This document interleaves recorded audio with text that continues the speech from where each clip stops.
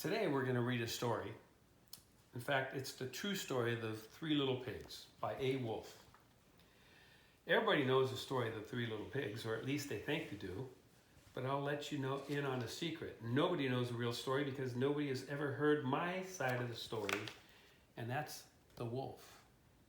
Alexander T. Wolf. You can call me Al. I don't know how this whole big bad wolf thing got started, but it's all wrong.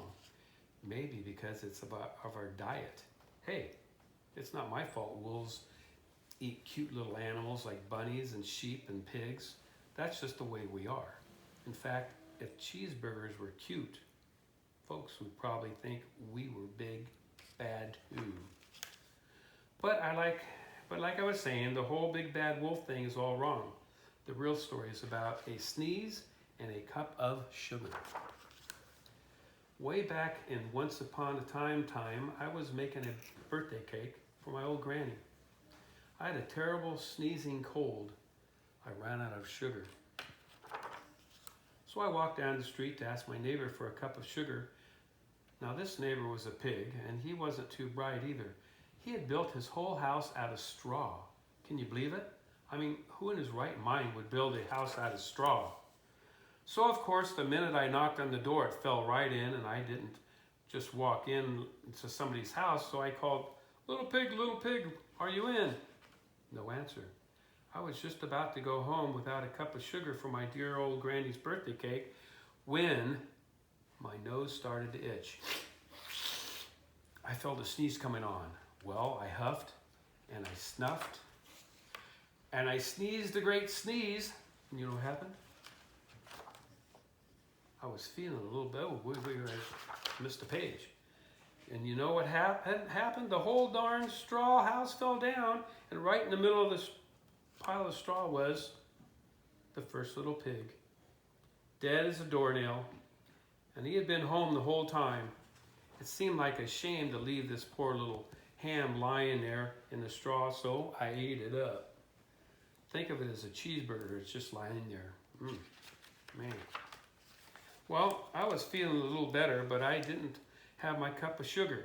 So I went to the next neighbor's house, and the next neighbor's house was the first little pig's brother. He was a little smarter, but not much. But he did build his house out of sticks. I rang the door, bell on the stick house, and nobody answered. And I called, Mr. Pig, are you in? And he yelled, get away, wolf. You can't come in. I'm shaving the hairs on my chinny chin.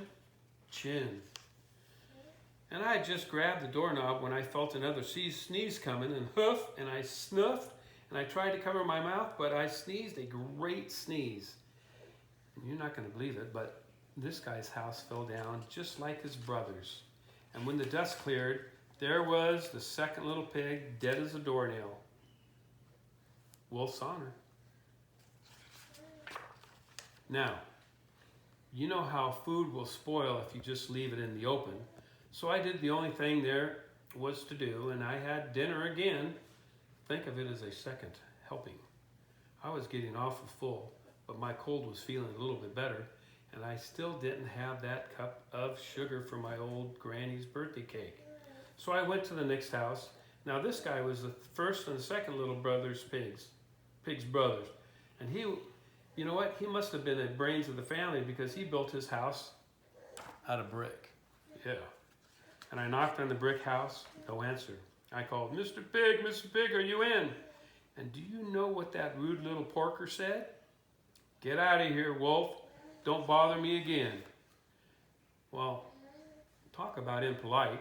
I probably had the whole sack. He probably had a whole sack of sugar, and he wouldn't even give me one cup for my dearest, sweet old granny's birthday cake. What a pig.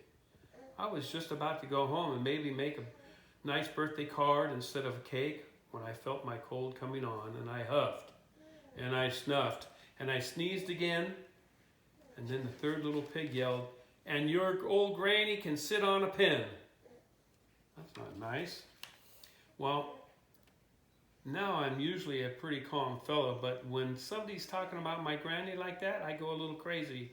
Now when the cops drove up, of course I was trying to break down this pig's door, and the whole time I was huffing and puffing and sneezing and making a real scene.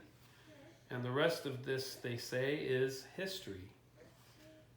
The reporters found out about the 2 pigs I had ate for dinner, and they figured a sick guy was going to borrow a cup of sugar didn't sound very exciting, so they jazzed up the story with all the huff and puff and blowing your house down stuff, and they made me the big bad wolf.